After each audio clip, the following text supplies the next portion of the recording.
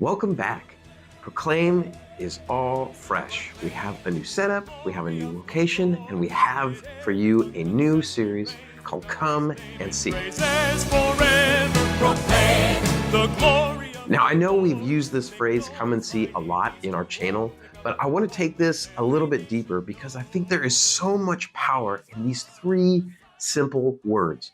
So just imagine, if you will, have you ever felt like you were in some kind of situation where you were just stuck, you were hopeless, like you felt like there was no way out, whether that was like a personal sin that you were struggling with, or even something external, like a relationship, a friendship, or even what is taking place right now in the church, and you feel like no matter what you do, there is just no answer. There is no way to get out. You are trapped. Well, if you could relate to that, then you can relate, I think, at least to an extent, to Nathanael, the first time he heard those three words.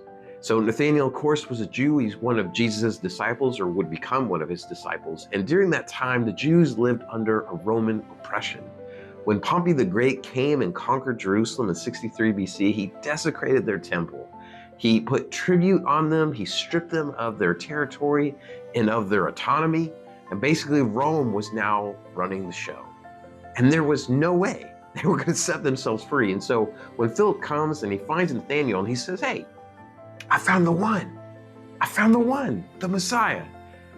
I imagine Nathanael's response was probably how it would be, at least for me, and it would be, okay. I've heard lots of people popping up here and there. We've tried this before. No one has ever been able to get us out of this situation. But Philip's response, he keeps pressing, and he says, "No, I have found the one." And so Nathanael says, "Okay, well, if you have, where does he come from?" And Philip responds by saying Nazareth. And, to us, that might not make, we don't really relate to that, but it'd be similar if someone said, "Hey, a really holy, righteous man who's gonna change the whole world came from a place like Las Vegas or something," So Nathanael, of course, is thinking, how can anything holy or good come from a place like that? And so at this point, Philip has like two options. Option number one is he could try and use like facts and scriptures and logic to make a point to somehow convince Nathanael that he's wrong and that Philip is right, and that, he should believe more and he should be more faithful, which generally those type of arguments never work. Or he had an option two, where he could invite Nathanael to come along and to see for himself. And of course, we know the end of the story. That's exactly what he does. He invites him to go on a journey and to see for himself.